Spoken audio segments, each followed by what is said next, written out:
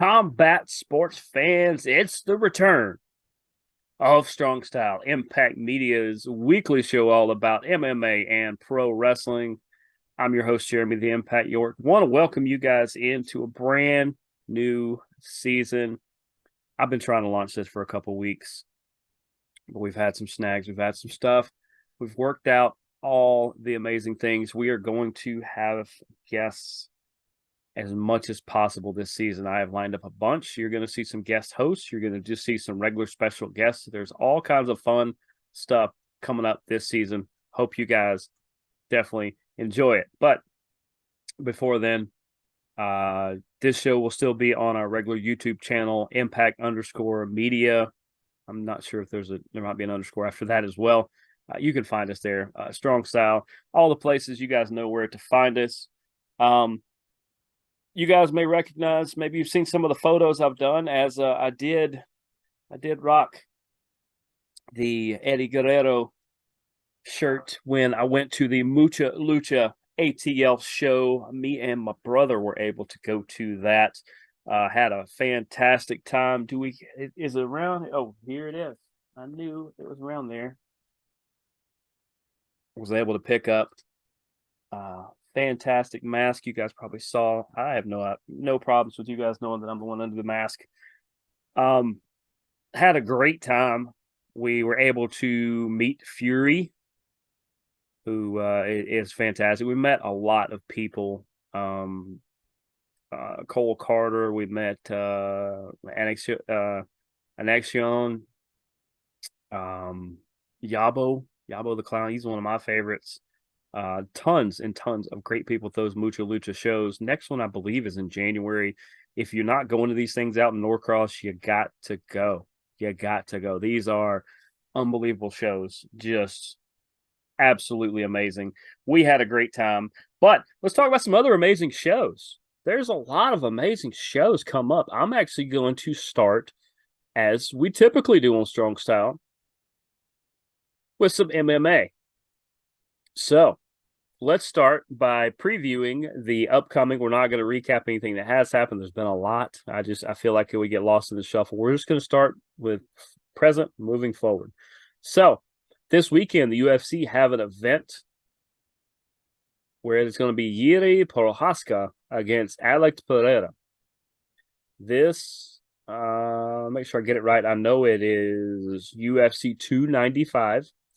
That is an MSG. And that main event, man, if you told me that was the only fight on the card, you still have my attention. That's insane. I'm going to go over the pay-per-view events. See, there are 5 of those, and the rest of these are going to be on ESPN News and ESPN Plus. Make sure to set your DVRs accordingly, or use your ESPN Plus and watch all of the prelims up until the 5 main events. I'm going to talk about the 5 main events. Yuri versus Alex. I'm a big Yuri fan. But Alex Pereira, I'm a pretty good fan of his too. He came a little out of nowhere. A lot of people were like, "Oh, well, he hasn't had that many MMA fights," and then all of a sudden he gets to be up in the main events. And no, he earned every spot he got. His title win, he earned. And Yuri, same way. He earned his spot. He earned his way all the way up. Unfortunately, he had the injury and had to give up the belt, and now he is coming back to try to go for the belt again. This is for the light heavyweight championship. I think Alex has better striking, but I think Yuri has the overall better skills. Like I said, all the different skills. I think he's going to be better at scrambling. He's going to be better if it goes to the ground. And I actually think he can go strike for strike for the most part with Alex. And I feel like you're gonna see them tag each other a little bit early into the first couple rounds. This is clearly could be a 5-round fight. I think Yuri's going to find a way to get out of there in the 4th. And it's going to be a heck of a shot because Pereira's not going to go down just off of anything. So this is by far going to be one of the best main events of the year, I believe. I really hope so. If not, I'm okay to own it coming up on our next show. But give me Yuri Prochazka over Alex Pereira in the 4th. I think it's going to be a strike.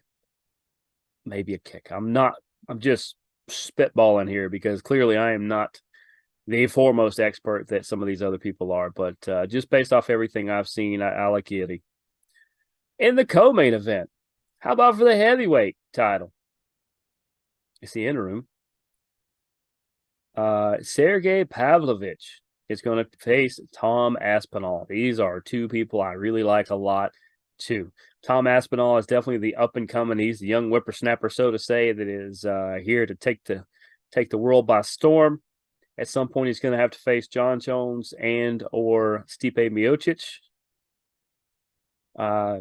John Jones is injured, and he's the champ. Stipe apparently is going to bow out of this because he's either waiting to face John or, I mean, at some point, maybe either one of them disappear.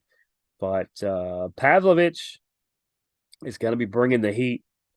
Tom Aspinall back from his injury. I think we're going to see the Tom Aspinall that is the big prospect, and that he is. I think he's going to be able to outlast Sergey Pavlovich. I don't know. I think this is 3 rounds. If it's 3 rounds, I think it's going to be Tom Aspinall with the unanimous decision. And it should be just a solid fight. In matchup number 3, I'm just going down the card. Jessica Andrade is going to be facing Mackenzie Dern in the women's strawweight division. Man, these girls are going to throw. They're going to throw. And it's going to be it's the battle of 2 Brazilians, but I don't know that you're going to see that much jiu-jitsu. I think they're going to stand and deliver. They're going to trade back and forth just as much as they can. Man,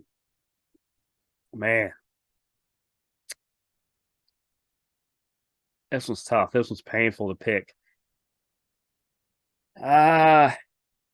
Give me Jessica Andrade, who is the slight dog in this fight. And I hate to say that word because of women involved, but she is not the favorite. We'll put it that way.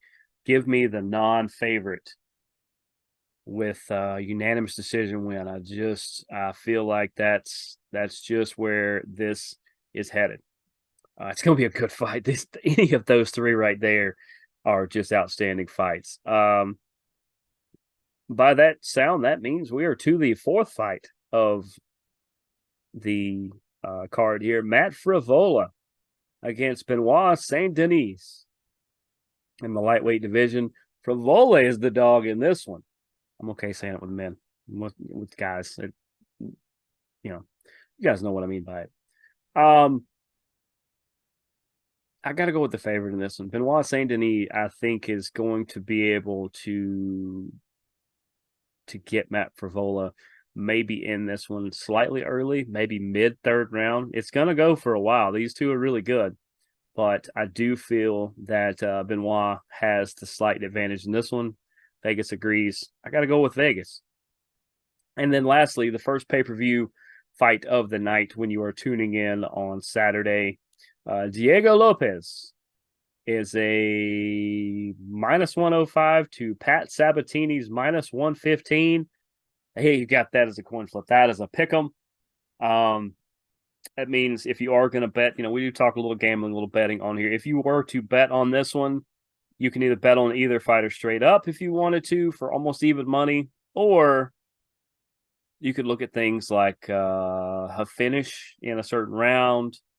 Does this one go the distance? Maybe who wins the striking battle, or does this one end in a does it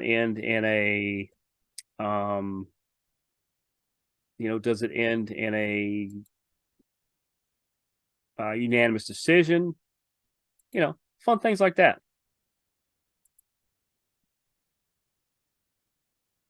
There we go. What do I think is going to happen? I think Pat Sabatini is probably going to win by unanimous decision. If I absolutely had to make a wager on that one, that's what I would do. More than likely, like I said, I would stay away from the betting of this one. because it is so close and it is such a coin flip that I would go, if you're trying to make a wager on it, I would go more with the prop bets. Tabitha Ricci and Lupi Godinez. That's going to be a fantastic women's strawweight fight. Good to see the women really highlighting this card. They have got some solid matchups on here for sure. Nazim Sadikov against Vyacheslav Borshev. Those two lightweights are going to be throwing Thor-like hammers at each other. It's going to be a fun fight. Mark O. Madsen and Jared Gordon are going to face off. There was another one on here. Was it Jamal Emmers? Yeah, Jamal Emmers is going to open the card against Dennis Bazucha. That's a featherweight battle, and that one is going to be a lot of fun. Let's swap to the PFL. The PFL, their next event, we're going to talk more about it as it comes up. I'm not going to go through the entire card. I'm just going to mention a couple of the main ones for now because this is on pay-per-view. Looks like half of it is on the pay-per-view, which is fine. I think they are to that level where this works. But their next event, their championship, is on the 24th. See, that should be the Friday. So that's the Friday after Thanksgiving. It is headlined by Olivier Aubin-Mercier, OAM, versus Cassius Clay Collard. Both those guys are so much fun. I have talked with them during press conferences, away from press conferences. It's good to see Clay Collard back in a final. It's good to see Olivier Aubin-Mercier back in a final. I think he's a returning champ, and sorry, he's kind of a no nonsense guy for the most part. But when you get him going at press conferences, when you kind of get him warmed up a little bit, he has some very fascinating things to say. Both of them are extremely fun. They definitely are extremely fun. Let's see. I'm going to talk about. All right, we'll talk about the top. Let's talk about the main. We're not going to go completely through the main card, but Dennis Goltsov against Hernan Ferreira, the title fight for the heavyweights. Oof. They've wanted Hernan Ferreira to take the lead and take over this heavyweight division. That guy's like 6'8", 6'7", something like that. Just a giant Brazilian. Dennis Goltsov, not a slouch at all. He's like 6'2", 6'3", 6'4", somewhere in there. He is his hands are made of granite. That is going to be the heavyweight fight that you have been waiting for. Larissa Pacheco against Marina Magnatkina. You know, she is the either fiance or they might be married now. She is the wife of Sergey Spivak. As he was the interpreter, as I've said on a previous episode, the interpreter for her at the last press conference that we went to when they were here in Atlanta, when she won her fight, her second fight of the year to move into the playoffs. She's fantastic too. Go back and watch some of the videos we posted. If I didn't post some of the winners from the Atlanta fights, let me know. I still have them. I think I lost track of which ones got posted and which ones didn't. So let me know and I'll send them. And if one of the social medias is having an issue with me putting a bunch of stuff up, then let me know. I'll send it to you directly. But that should be really good. Somebody has got to match up good with Larissa Pacheco. She tends to run through people. She's really good. Here's my guess. I'm going to talk more about this in the coming weeks, but we may just divide up the card in the next 2 weeks and do it that way. I will say this: if Larissa Pacheco wins the championship again this year over Marina Magnatkina, I feel like she will be in the UFC or Bellator next year, and I don't think it's going to be a money thing. I think it's going to be competition. And I mean, she's ran through everybody, including Kayla Harrison.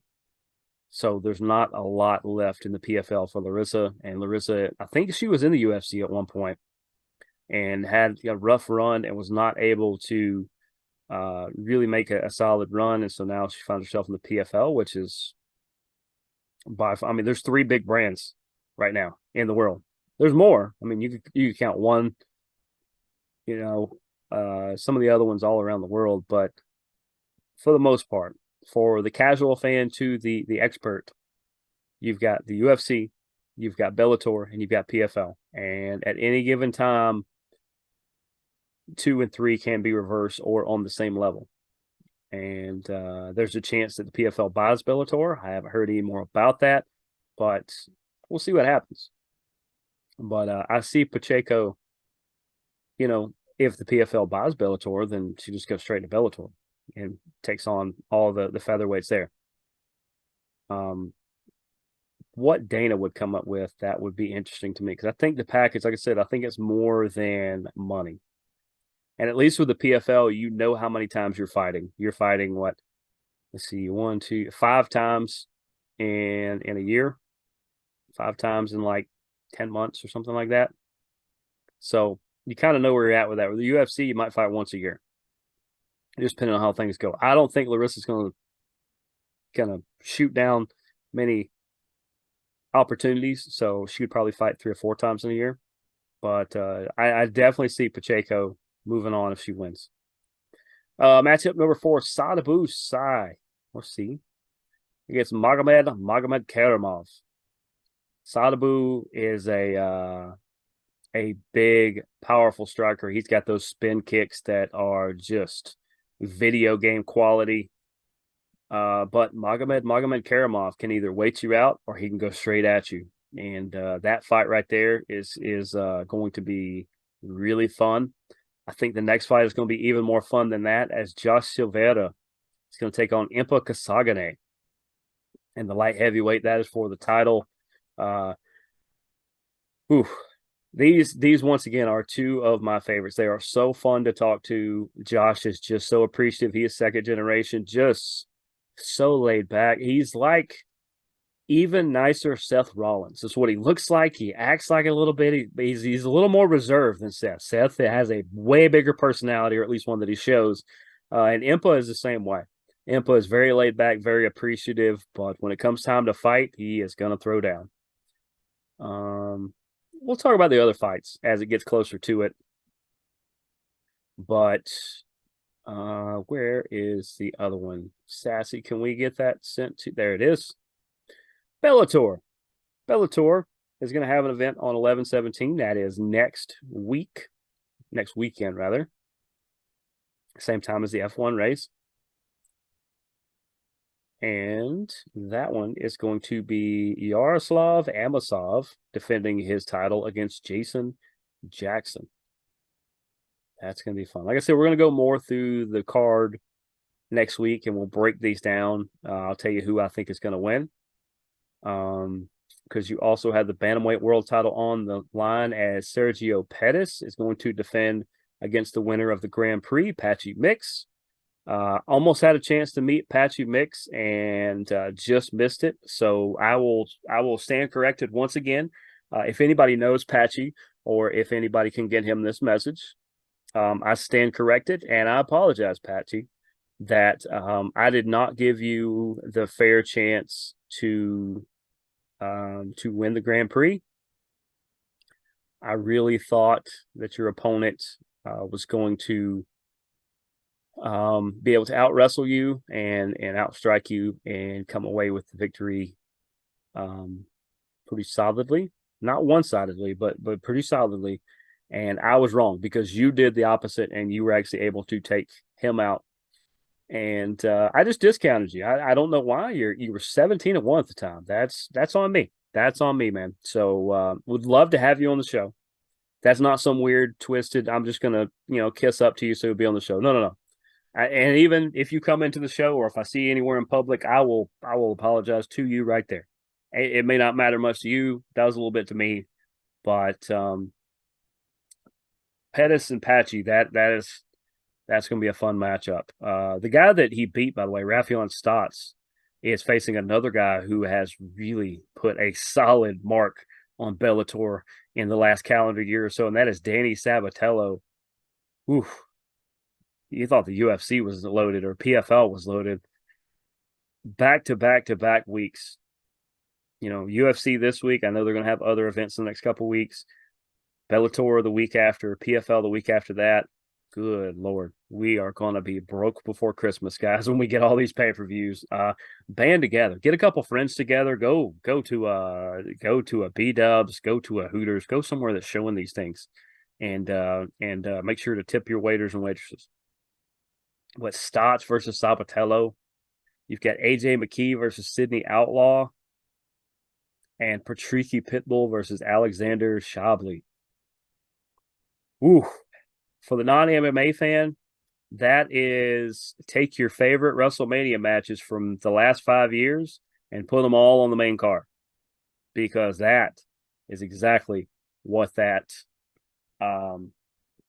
card is all about. Let's get into a little bit of wrestling, and then we'll take a break and we'll come back and talk a little more wrestling. I want to talk a little bit about WoW, Women of Wrestling, and the WoW superstars, the superhero. I forgot what David calls them. I don't remember, but WoW really does some amazing things. If you guys haven't got a chance to check them out, definitely do. It is not cheap or sloppy or gimmicky. Women's wrestling, it is some of the best women athletes who are not in AEW, WWE, and a couple of the big ones. WoW would have to be right up there as a fantastic place to go if you're trying to hone your skills. And there are some really, really talented women there.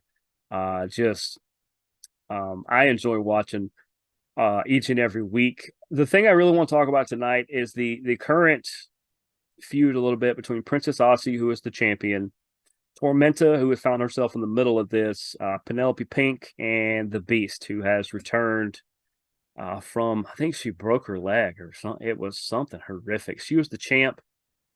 Then she had like a knee injury, and then she broke her leg, and it was a mess. Like, we didn't know that she was going to come back, and then all of a sudden now she's back, and you've got 4 solid contenders, and you actually have more because you could go Candy Crush, you could go some of the other ones, but 4 very worthy competitors that each could be the world champion. Right now it's Princess Aussie. Penelope Pink had a heck of a run. You could say it's because of Lana Starr, her manager, and the entourage that she had, Vicky Lynn McCoy or Miami Sweet Heat. And for people who don't know, look these people up. I promise you, look at the WoW Women of Wrestling websites and YouTube, and I find them on local network television. But you can go watch them anytime, I think, through the website. Definitely do that. But it seems to me, Tormenta is there as a solid contender, but I don't give her the highest chance of taking the belt off Aussie. If the Beast weren't involved in this, I would say Penelope Pink has a chance of getting her title back. But I think Penelope is there to add legitimacy because she was like the champ for like a season and a half or something like that.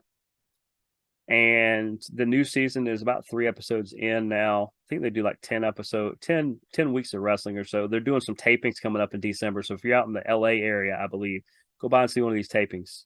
Limited seats are available, but go check it out because it looks like fantastic wrestling. If it was closer to here, I'd find, if it's closer to the East Coast, I would definitely consider going because there are some outstanding people.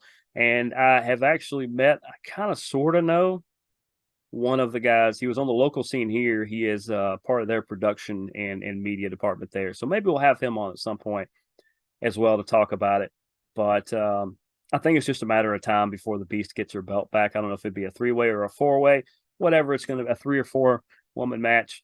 But it's good to see that Princess Aussie got a chance to have the belt, but I feel like the Beast is going to have it going forward. And it surprises me that the Beast is in WoW and not in one of the bigger organizations. We're going to get into that, or we're going to do that in a minute. Let's see. We're looking New Japan last week. Got to see Sonata versus Evil. They are former faction members of Los Ignorables de Japón with Naito. You guys know if you've tuned into the show, I'm a giant Naito fan. I'm a giant Sonata fan. I'm a pretty big Evil fan. But Evil went Bullet Club. Sonata is now just Five Guys, or I think it's just Five Guys is what they're. But Sonata has been champ on and off. I think he finally went to that level where he got a chance to be champ, and he was actually the champ, and I think he did a fantastic job with all of that. And this match was fantastic. Sonata ended up with the win, but Evil isn't. And this was a lumberjack match, so you had some Bullet Club, you had some Five Guys, and they just pelted on each other the whole time, and occasionally jumped in here and there. But we got to see Sonata versus Evil with very limited outside interference. And each week, New Japan, it may only be an hour-long show, but they put 1, 2, or 3 of the best matches of the recent couple weeks tours on. And I know you can go to New Japan's website and YouTube, I believe, and watch full episodes. But they do some just killer stuff. So let's take a break. When we come back from the break, we will talk some WWE. We will talk some AEW, and we will talk some Impact Wrestling / TNA. Yep. Those 3 letters are back, folks, and I'll tell you a little bit more about that. We'll come back for a break. We'll be right back.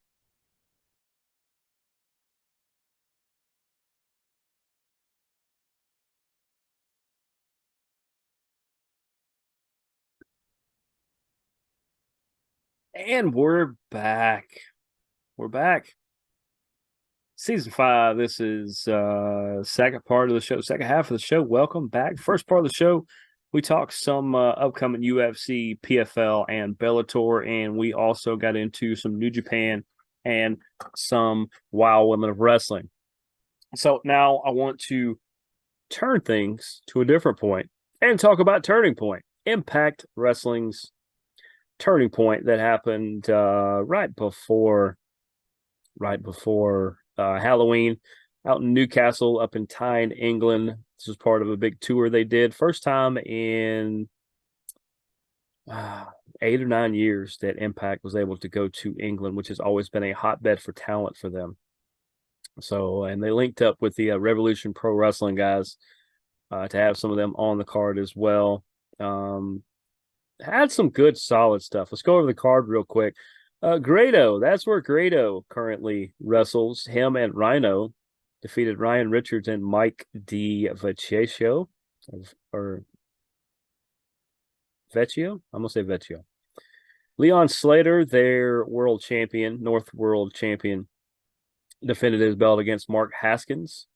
Mark Haskins is a solid competitor as well. I think he's been in the U.S. quite a bit. Eric Young and Josh Alexander defeated Subculture, which is Mark Andrews and Flash Morgan Webster. So a team, if they just stuck together, of 2 guys that are really good at teaming, beat Subculture, who is an established international superstar team. Subculture could be so much more if they push Subculture half the way. This is my rant here.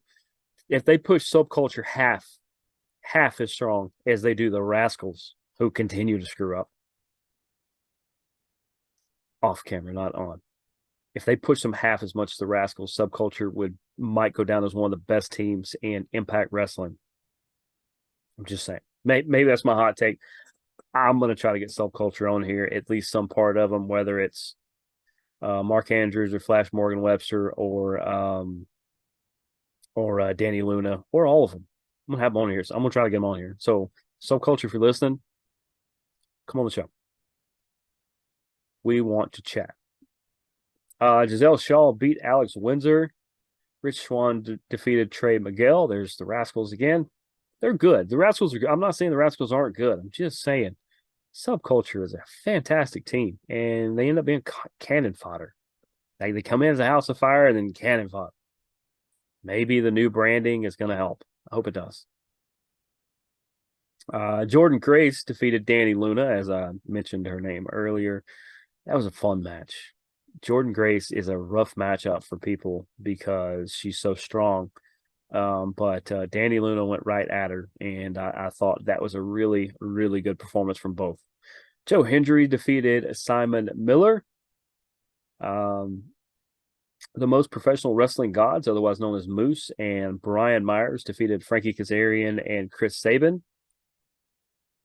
More random Impact matches because that's just what they do.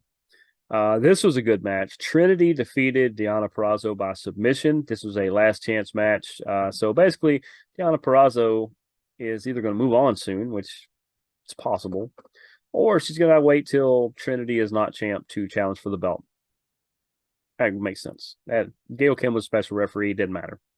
Really good match. I'm glad Trinity is getting a good solid run with this. I think Deonna, not really handpicked, but she has no problem because these two know each other. These two know each other pretty well. They've trained together. So it's good to see two people be able to put their differences aside and put on a great show, which led us to the main event. Will Ospreay, international star Will Ospreay, defeated Eddie Edwards. This was a really good match. A lot of people say Eddie's lost a step and that it's hard for him to keep up with the recent competitors. I disagree. I point to this and I say this is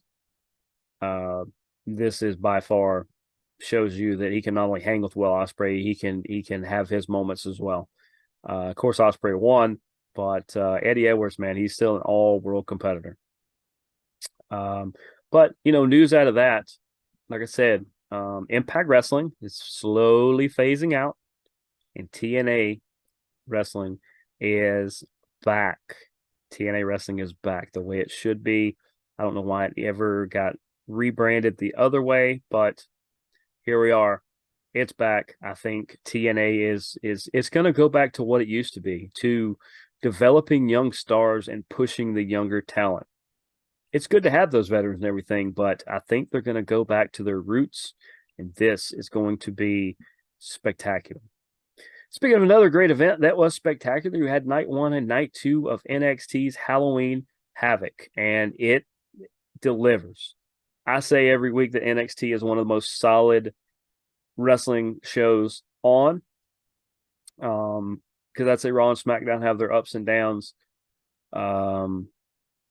Dynamite does pretty good. Collision does pretty good. There's usually more story based on Dynamite for AEW, and Rampage is a solid hour of action. But I mean, when you look around, like New Japan's pretty good, Wild's pretty good, as I said. But as far as the most every week in and out, the best top to bottom, bottom to top, I think NXT is the best wrestling on right now. It is 2 hours usually of just at least an hour and a half of those 2 hours are you can't not watch. You're gonna have moments here and there, and about half of that hour's commercials. So I mean, that's why just top to bottom, amazing. So let's start with night number 1. Josh Briggs and Brooks Jensen, that's Briggs and Jensen, defeated Tavian Heights and Riley Osborne.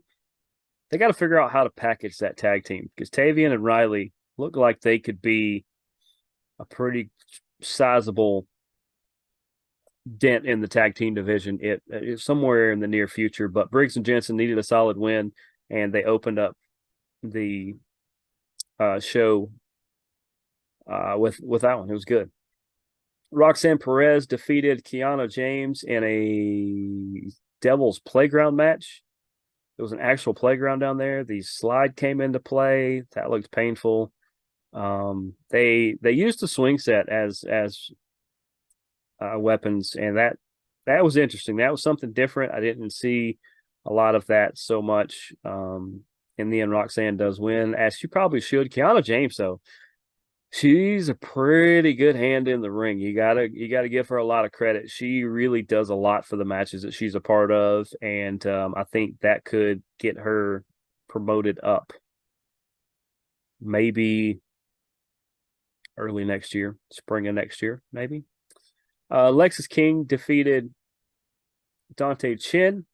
This was Lexis King's debut match, as he's Brian Pillman Jr. for everybody who doesn't know.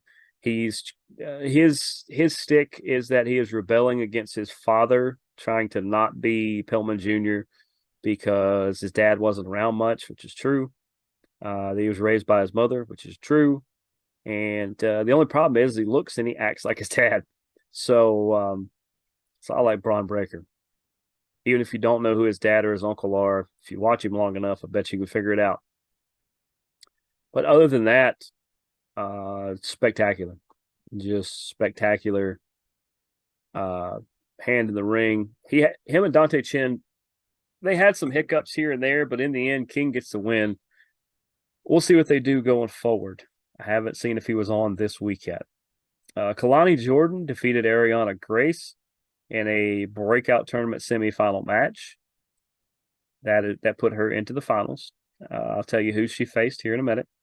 Chase University, Duke Hudson, Andre Chase with Thea Hale and JC Jane. That is an interesting four-piece. That is, I like it. I like it. You got four different personalities that work. But they defeated the family, Tony D'Angelo and Channing Stacks Lorenzo, to take the NXT Tag Championships from there. A lot of people say well-deserved. I agree. And a lot of people were curious what's going to happen with D'Angelo and Stacks. I have a little inside information. You might have already seen them, but you're going to see them on one of the Monday or Friday shows soon, sooner rather than later. Blair Davenport defeated Gigi Dolan in a lights out match. Those are always weird. They did it in a weird purple light. But these two girls had a lot of good spots, really told a good story. I thought Gigi would probably get the win, but good for Blair Davenport. That kind of evens it out a little bit. And I think you're gonna see a shuffle in the women's division soon. I don't know any insight on that. This is just a guess. You're going to see a little bit of a shuffle, and you're going to see the Blair Davenports and the Gigi Dolans featured a lot more towards the top. That's what I think. Lola Vice with Elektra Lopez. For people who don't know, Lola Vice used to be in the UFC. You might know her as Valerie Lareda. But she made her way into the finals as she defeated, lost my page for a minute. Where'd it go? There it is. She defeated Carmen Petrovic. It was solid. She's pretty good. I had no idea who she was until this tournament. And I think she definitely put herself on the map. I mean, for people who think these things don't matter, Roxanne Perez has won this tournament. And Ring of Honor used to do these breakout tournaments. And Damian Priest won the Ring of Honor one a while back, a couple years ago. And it put him on the WWE radar. It ultimately got him there. He went to NXT and then got called up because he's that good. But so Lola Vice is into the final. We'll talk about that in a minute. Lyra Valkyria defeats Becky Lynch, her countrywoman, for the NXT Women's Championship. I kind of saw this coming. Becky needs to go back to Raw or SmackDown, wherever she's going to go. And what a huge boost to Lyra that she's able to get the win over Becky. I think is a great moment. We will talk about something similar to that on SmackDown's wrap up here in a second. But great win for Lyra. She is now the champ, and I look forward to the things she's going to do. So we'll go to night two. Night two opens up with Ivy Nile defeating Jada Parker by submission. Ivy Nile, sneaky good competitor. Brooks Jensen defeated Oba Femi. Not sure why Brooks got two matches, but hey, good for him. The Creed brothers with Ivy Nile defeated Angel Garza and Humberto Carrillo in a tables, ladders, and scares match. So sometimes you got to get the Vince Russo out of the show, guys. I understand it was a Halloween theme, but he could have just left his chairs. Either way, pretty solid match. And shout out to, I think it's Brutus Creed, who got married over the weekend to his sweetheart. And congratulations to the happy couple. Dirty Dominic Mysterio retains his North American Championship over Nathan Frazier. I don't get the Dom stuff. I don't get. I mean, Dom's a good competitor. I don't. It's fine if he's North American champ. I just I don't get where they're going with it. Maybe another the final match with him and his dad, but I don't know. Braun Breaker defeated Mr. Stone in a singles match, and then was met with the big monster that he almost destroyed, Mr. Stone's good friend Von Wagner, and looks like Von and Braun are still going to be going at it soon. Chelsea Green and Piper Niven retained their belts as they took on Chase University's Thea Hale and JC Jane, and were able to retain their WWE Women's Tag Team Championships. Wasn't a lot of build up to this one, but Chelsea and Piper are becoming a pretty solid team. And actually, Thea Hale and JC Jane are already a pretty good team too. So I like that they defend the women's belts across the WWE and not just stay on one show and make everybody come to them. I like that they came down to NXT, and they go to SmackDown, they go to Raw, they go wherever. I like that. Lola Vice with Elektra Lopez defeated Kalani Jordan to be the breakout tournament winner for the women. I kind of thought Lola was going to be the one to do it. They've already played that up a little bit. I saw a clip from this Tuesday. That's all I've seen of Tuesdays.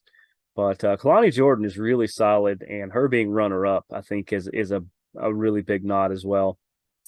And then we got to the final, the main event, as Ilya Dragunov defeated Carmelo Hayes to retain his NXT championship. I feel like Carmelo's going to get called up very soon. Ilya Dragunov is a great champion to have. If you can't have Carmelo, he's a good one.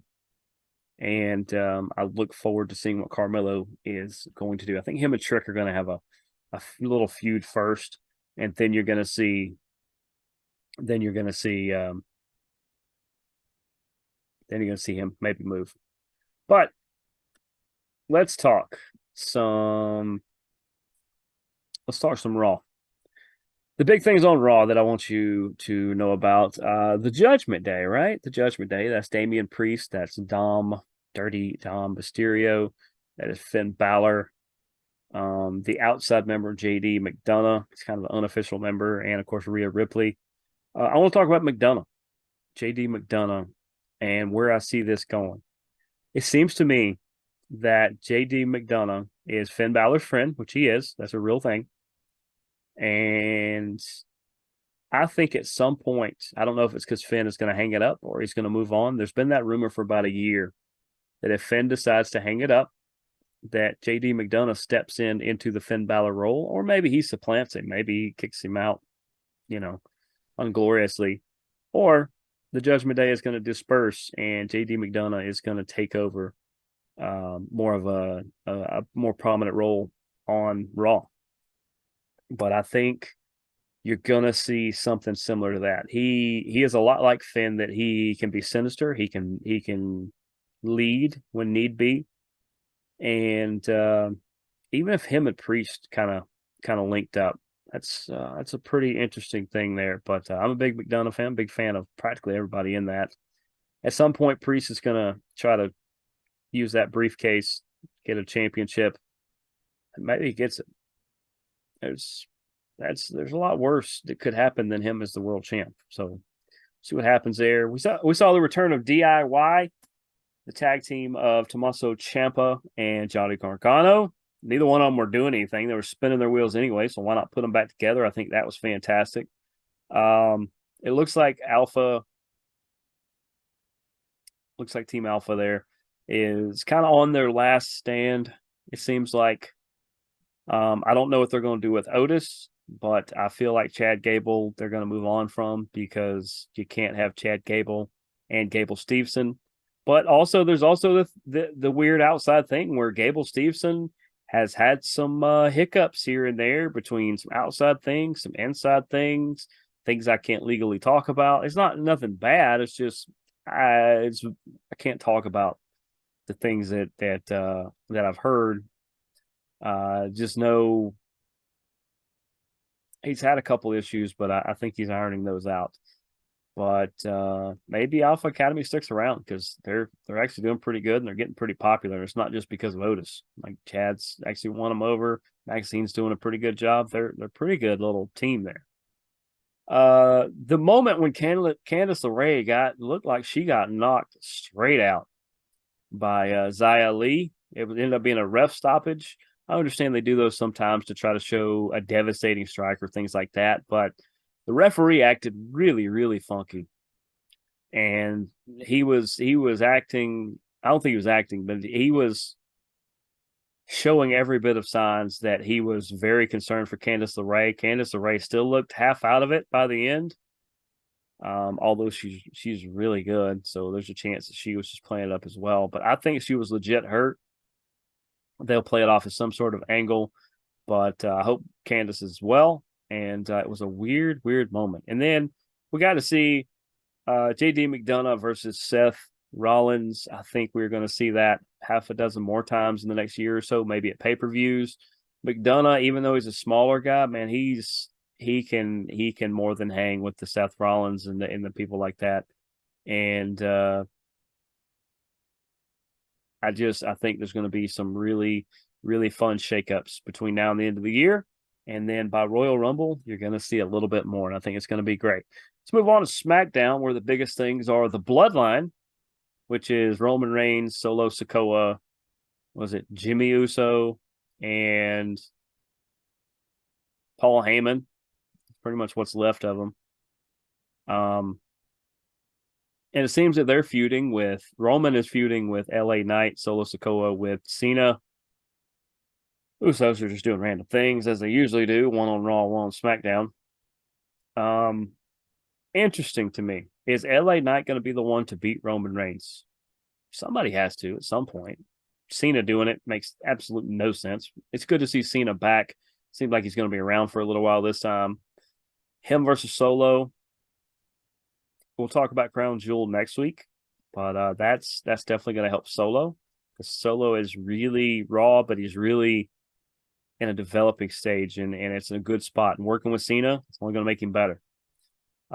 It does seem like the Bloodline is heading towards the end of days. Definitely towards the end of their days, end of their run. Not sure if Roman's going to stick around. I hope he does. Roman is a really, really good talent, but if he's not the head of the table, you almost need to reboot him. And I'm not sure what you do with that. I love Austin Theory and Waller as a tag team. I think they play off each other really well. I think they have a chance to really get a good foothold on SmackDown with in the tag division before they can split off and do their own thing. But Theory and Waller, they just deepen an already really deep tag team division. Speaking of which, Pretty Deadly and the Brutes are going at it almost every other week. Two really good teams. I'm a big fan of both of them. Two completely different styles, but when these four match up and get in the ring, it's almost instant magic anytime they're together. And then what happens with Bayley? Seems like now she's just putting people over. At some point, she's going to want to go back for the belt. And I still think she has way more than just put you over potential. I think she could definitely go with some more deep runs. I think her and Dakota could move away from Io Sky. And Kairi Sane can move in with the returning Kairi Sane can move in with Io Sky. I just want to see more from Bad Bayley. Big fan of Bad Bayley. And I think she does it better than anybody. Let's go into some AEW. From AEW Dynamite.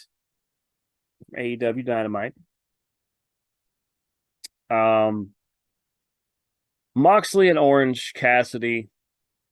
I've seen it a bunch. It's always really good. I don't like the Clash of Styles because I'm a bigger fan of Orange Cassidy than I am of Jon Moxley. I think Moxie's a little too old school, a little too brutal, but that's my opinion. But Claudio and Orange had a great match. Mox come out at the end. We'll see what happens. They're all going for that international title. It's a great title. And the fact that they go more for it than it almost makes it to where you forget about MJF being the world champion, because he's had it for a good long while. He's one of the longest reigning champions of all time over there, and maybe is all time. But they're making the secondary title almost the top title right now, and that is always a really cool thing.